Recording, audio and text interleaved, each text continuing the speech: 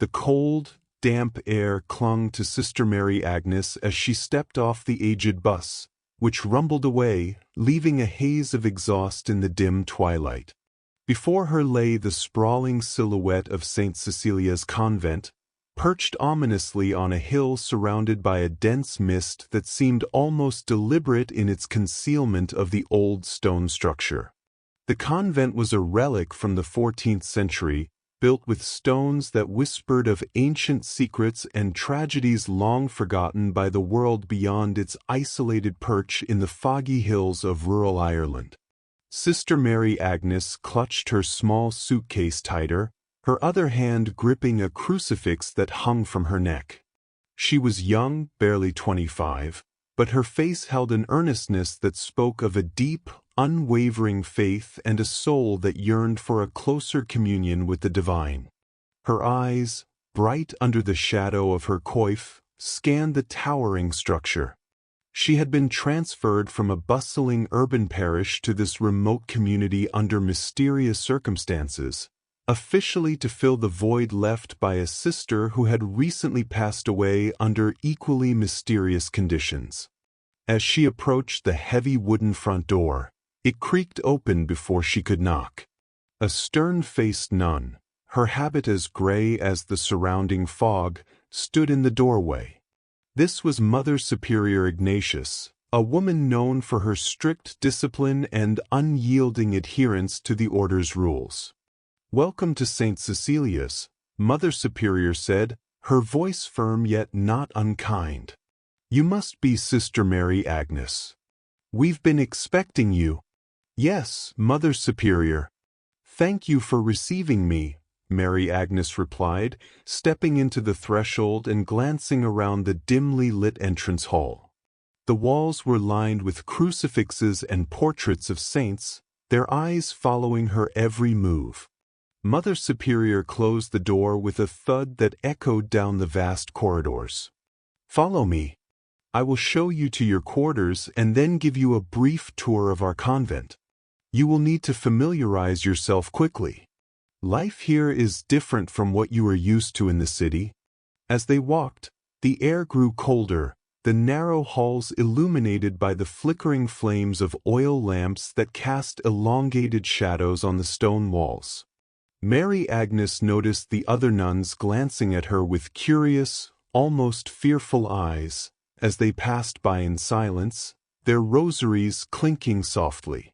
Mother Superior led her through a series of labyrinthine corridors, each turn and stairwell seemingly indistinguishable from the last.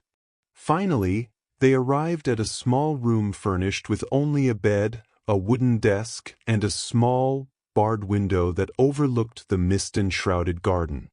"This will be your room," Mother Superior announced. "Dinner is at 6 in the refectory. You will hear the bell. Do not be late." "Thank you, Mother Superior," Mary Agnes said, her voice barely above a whisper as she was left alone in her new, Spartan quarters.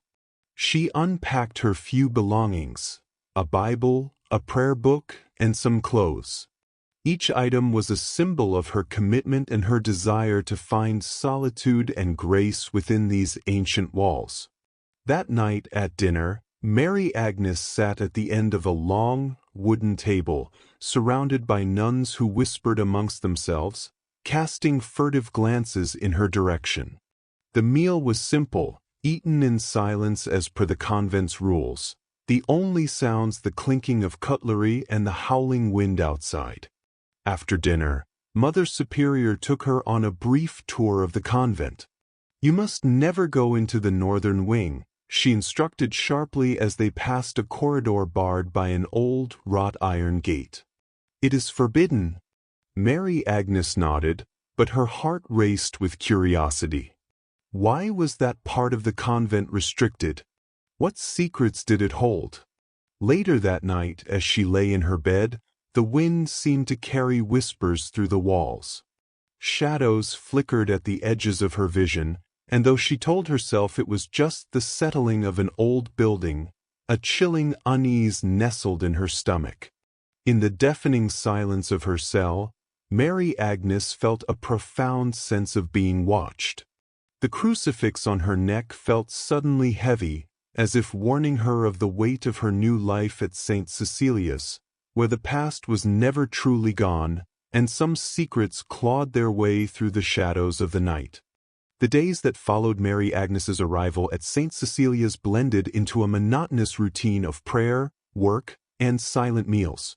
Despite this predictability, the air around the convent remained thick with an unspoken tension, like a quiet prelude to a storm long foretold.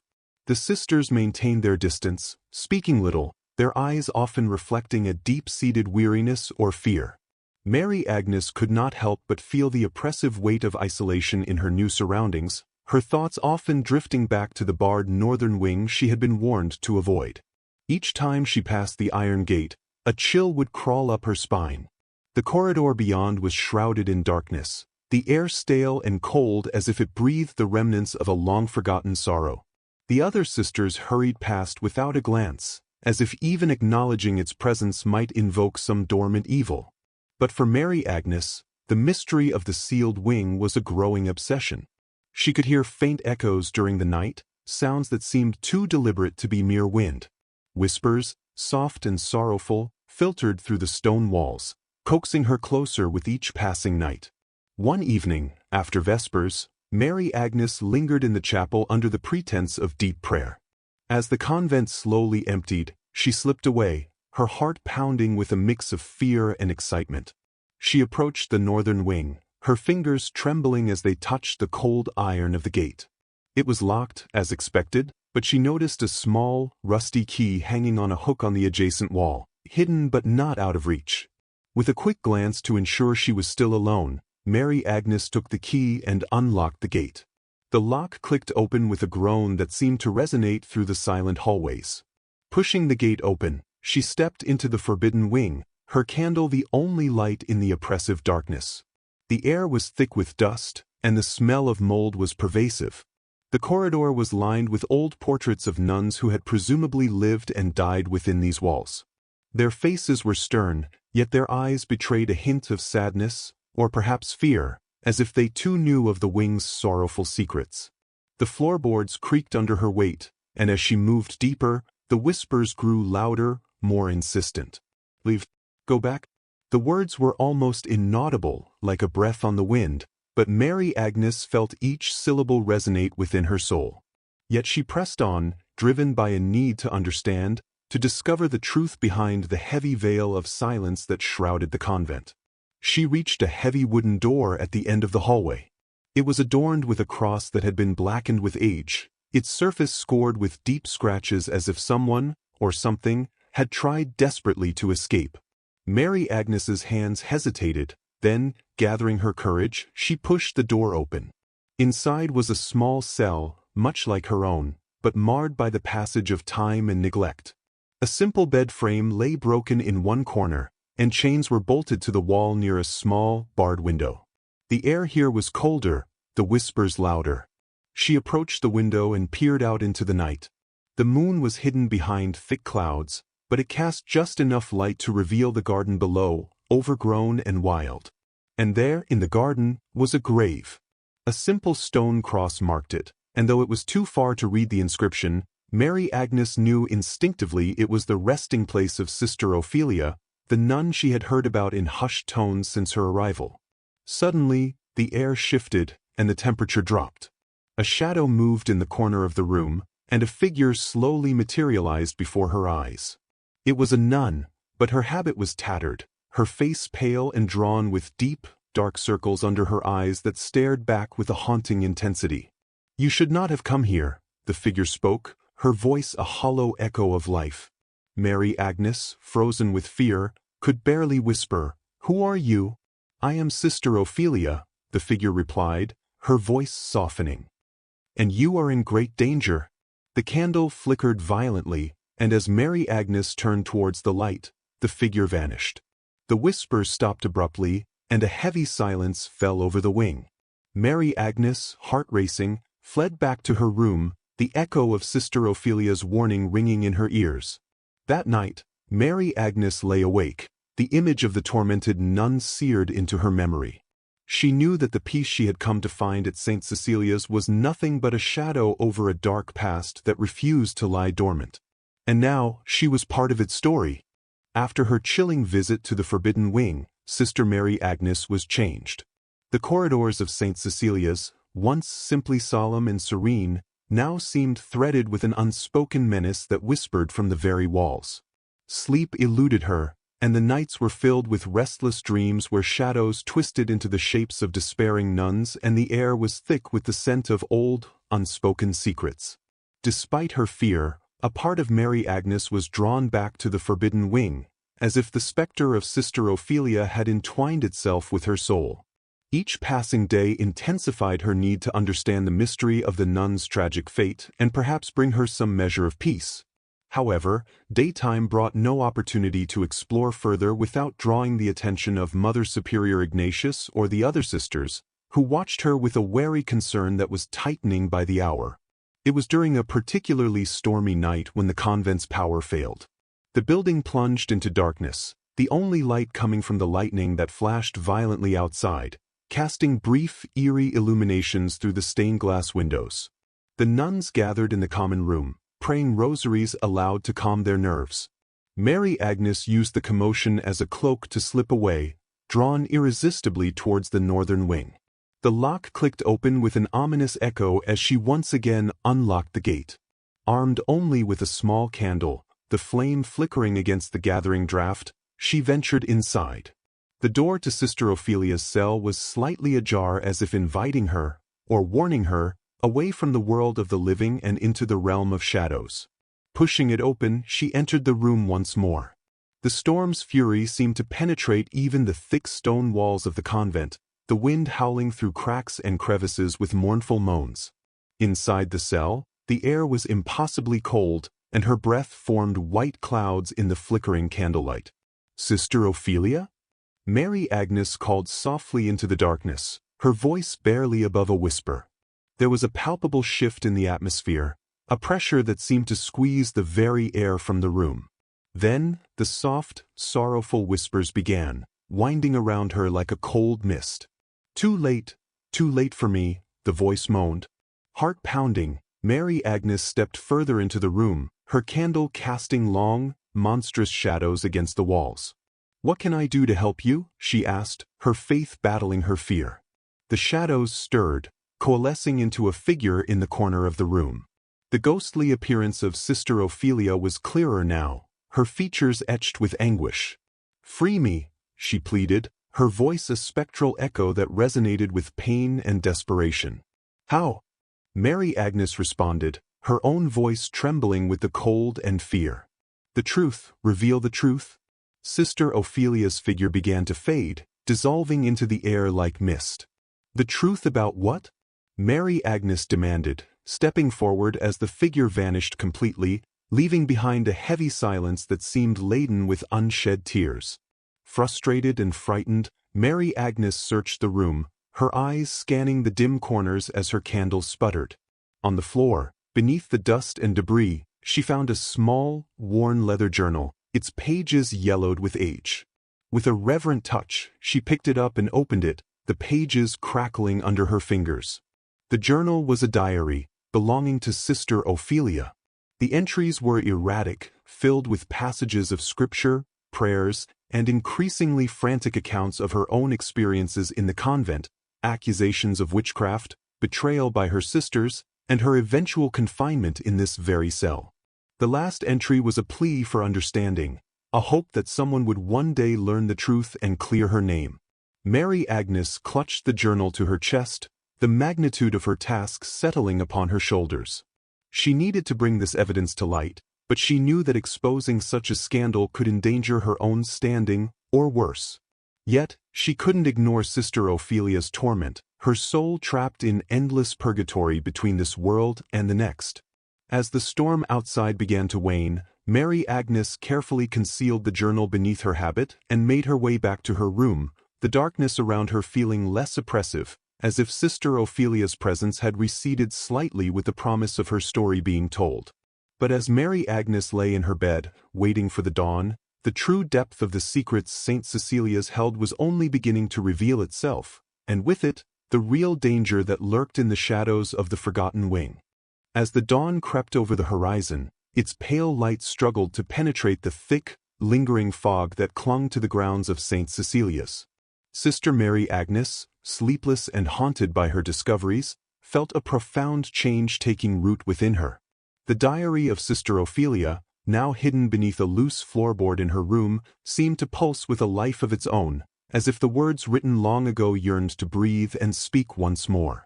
In the days following her nocturnal visit to the Forbidden Wing, Mary Agnes's behavior began to shift in subtle, then startling ways.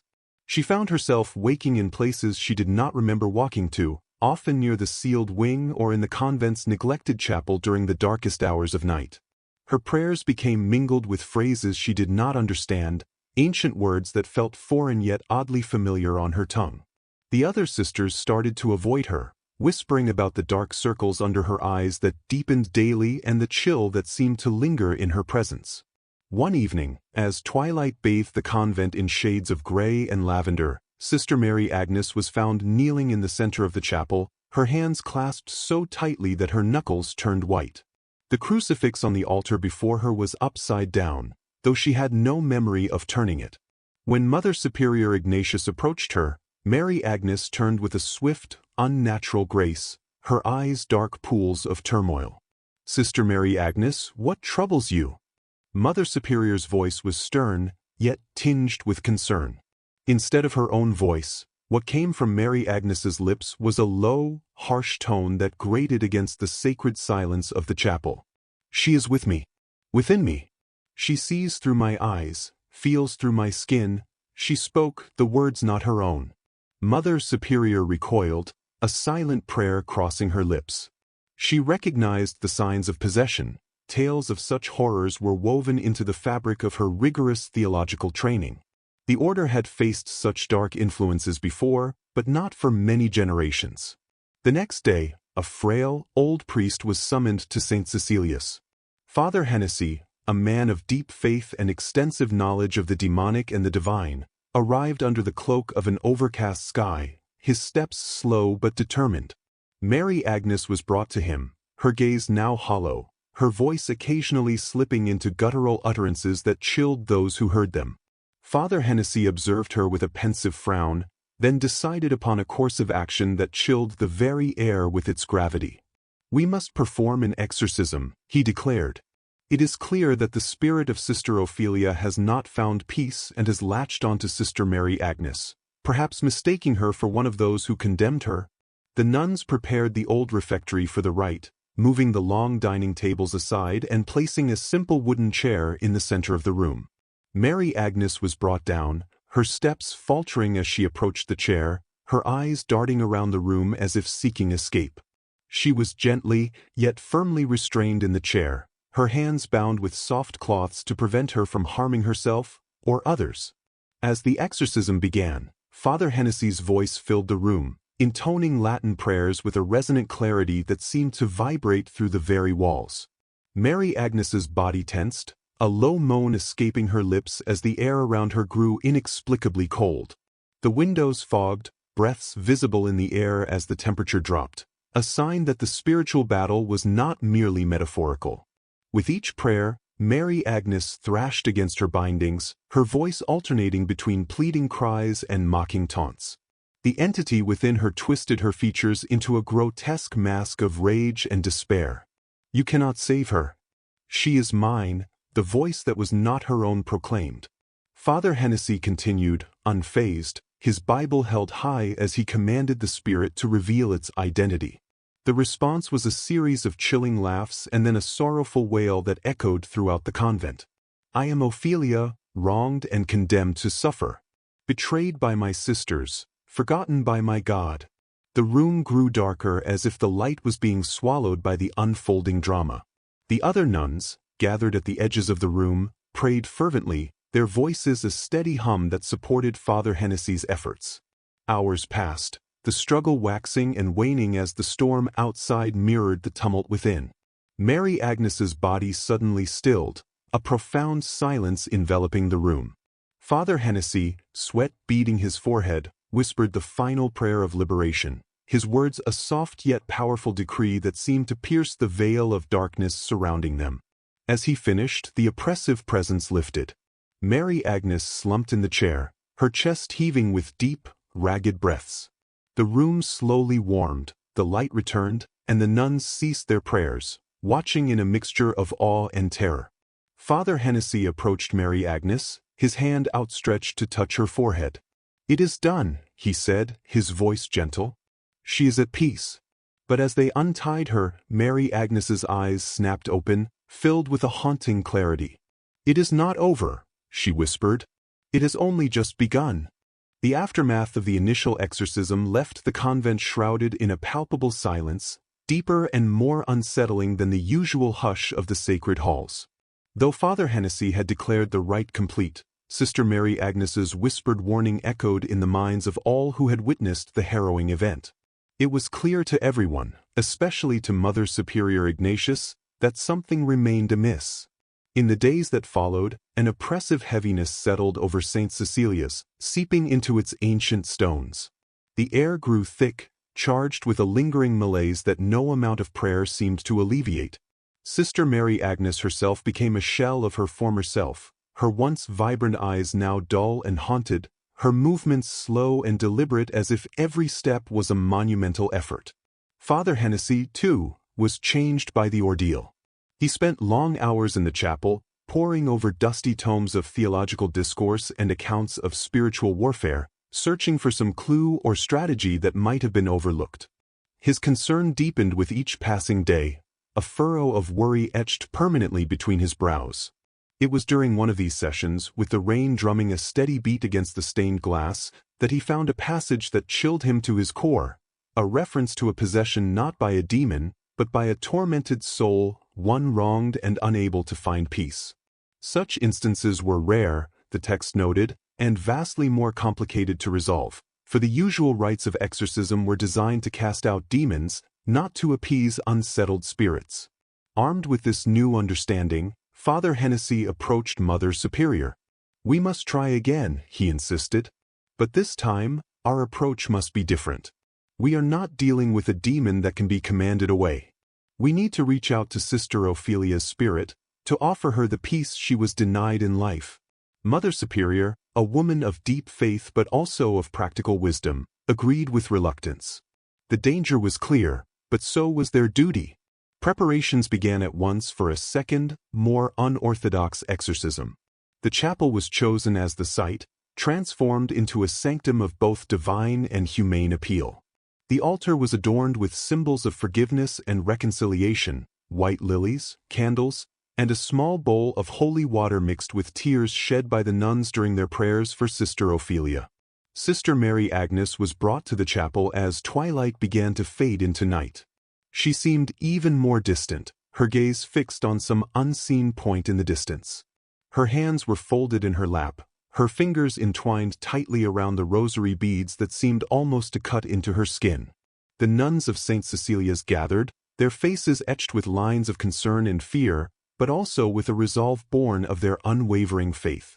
They began to chant in a soft, lilting tone, their voices weaving a tapestry of sound that filled the chapel with a sense of serenity and sacred purpose. Father Hennessy started the ritual, not with the forceful commands of the previous exorcism, but with gentle, pleading words. "Sister Ophelia," he called softly into the dim light of the chapel, "hear our prayers and feel our sorrow for your pain. We offer you the peace you were denied, the understanding you craved, and the love of your heavenly Father." As he spoke, the air in the chapel stirred, a gentle breeze that seemed to carry the faintest whisper of acknowledgement. Sister Mary Agnes's body relaxed slightly, her brow furrowing as if she were dreaming a troubling dream. "Let go of your pain," Father Hennessy continued, his voice now a soothing murmur. "Release your hold on this world and find rest in the light of His love. You are forgiven, Sister Ophelia. You are loved." A profound stillness enveloped the room. The flickering candles cast soft shadows against the walls, and for a moment, it seemed as if the chapel itself was holding its breath. Then, a soft glow began to emanate from Sister Mary Agnes. It was faint at first but gradually grew in intensity until it enveloped her in a radiant light. The nuns gasped, some crossing themselves, others crying softly. The light faded as quickly as it had appeared, and Sister Mary Agnes slumped forward, unconscious but peaceful. Father Hennessy rushed to her side, checking her pulse, his expression one of cautious relief. As he helped her to sit up, Sister Mary Agnes opened her eyes. They were clear, the haunting gone, replaced by a quiet sadness. "It's done," she whispered. "She's gone, to rest." The chapel erupted in soft cheers and prayers of thanks, but the victory was tempered by the knowledge of the heavy toll the ordeal had taken on everyone involved. They had faced not just a ghost of the past but the very essence of unresolved grief and injustice. As the nuns filed out of the chapel, the night felt lighter, the oppressive air lifted. Sister Mary Agnes stood, supported by Father Hennessy and Mother Superior, a faint smile touching her lips as she looked around the chapel. "She found peace," she murmured. "And maybe now so can we." But deep in her heart, she knew the struggles of St. Cecilia's were far from over. The secrets of the past had a way of echoing through the ages, and peace was often a fleeting, fragile thing. In the aftermath of Sister Ophelia's spirit finding peace, an uneasy calm settled over St. Cecilia's convent. Sister Mary Agnes recovered physically, but the spiritual and emotional scars remained, weaving into her being a profound sense of empathy for the hidden pains and secret sufferings of others. She often wandered the convent's ancient corridors in quiet contemplation, feeling the weight of centuries of whispered prayers and silent cries echoing off the cold, stone walls. Father Hennessy stayed on at the convent for a few weeks, ensuring that the peace was indeed permanent. He spent his days with the nuns, teaching and reinforcing the spiritual fortifications against such occurrences in the future. Yet, his nights were dedicated to poring over the old texts and chronicles found in the convent's extensive library, searching for any precedent that might explain the unusual happenings they had experienced. One evening, while deep in study, Father Hennessy came across an old map of the convent grounds that predated the current structure. It detailed not just the convent but also a small, forgotten cemetery that had once existed on the grounds, where nuns who had died under mysterious or shameful circumstances were buried in unmarked graves. This discovery brought a new chill to his spine, realizing that the unrest might not be limited to just Sister Ophelia. He presented his findings to Mother Superior Ignatius, suggesting a thorough blessing and possibly a reconsecration of the entire grounds. Mother Superior agreed, disturbed by the implications of the map. "We must ensure that all souls here find rest, or we may never know true peace," she declared with a grim determination. The blessing of the convent grounds was arranged with meticulous care. Every nun participated, a somber procession winding through the cloisters, chapels, and extending to the forgotten corners of the lush gardens now overgrown with wildflowers and thorns. The air was heavy with incense and the somber tones of Gregorian chants, as each inch of soil was sprinkled with holy water. As the procession reached the area where the old cemetery was indicated on the map, an inexplicable fog began to roll in, thick and cold, swallowing the sounds and softening the outlines of the surrounding trees and tombstones. The nuns persisted, though their voices trembled and their hands shook. Sister Mary Agnes, leading the procession with a crucifix, felt a sudden drop in temperature, and the ground beneath her feet seemed to tremble with a silent, suppressed sob. When the last prayers were spoken and the final blessings made, a silence fell, deep and complete. It was as if the earth itself was holding its breath, waiting for some sign of acceptance or rejection of their plea for peace. That night, as the nuns gathered in the refectory for a quiet supper, the ground trembled lightly beneath them. It was a gentle shaking, more a reminder than a threat, and it passed as quickly as it had come. Father Hennessy, who had felt the tremor most keenly, shared a look with Mother Superior. "The earth remembers," he said softly, "and perhaps now it can find rest." The weeks that followed were marked by a noticeable change in the atmosphere of the convent.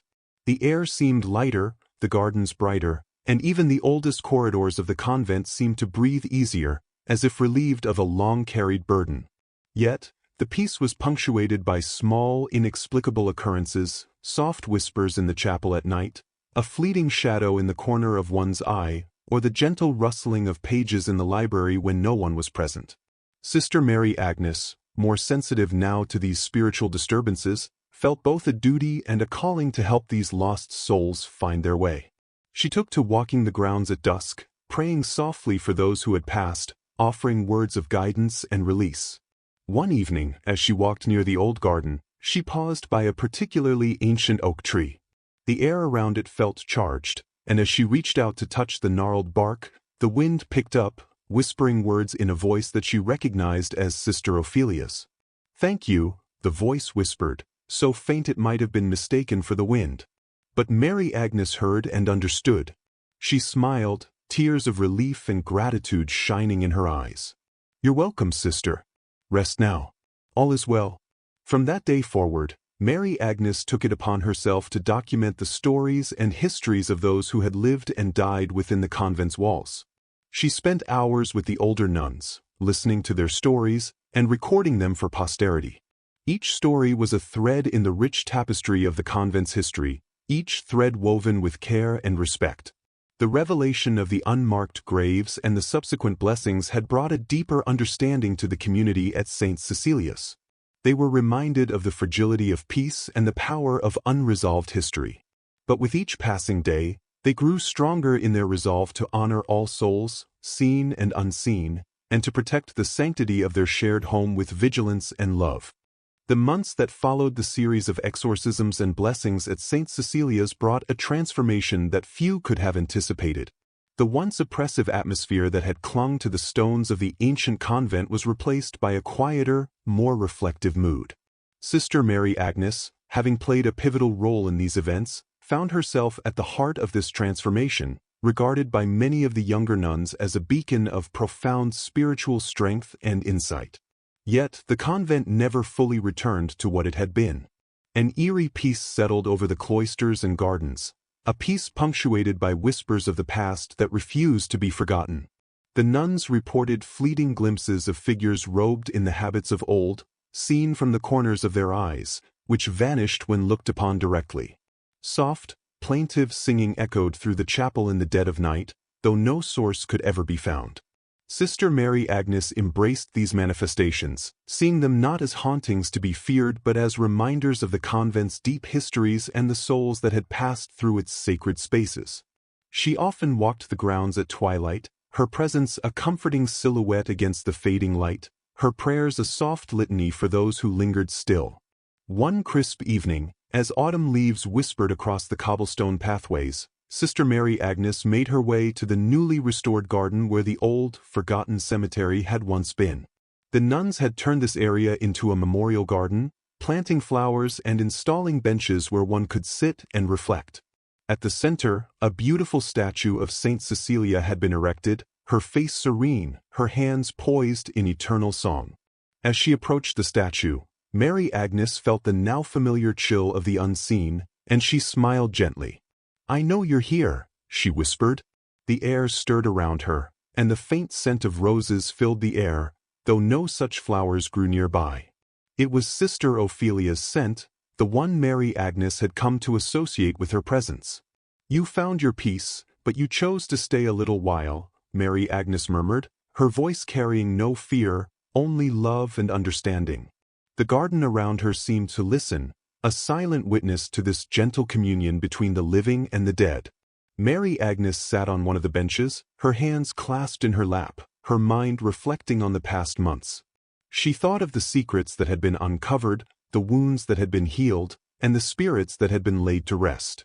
But here, in this sacred space, it was clear that some had chosen to stay, bound to the place they had known in life, perhaps to guard it, or perhaps because they were not yet ready to move on. This understanding had brought a new purpose to her life.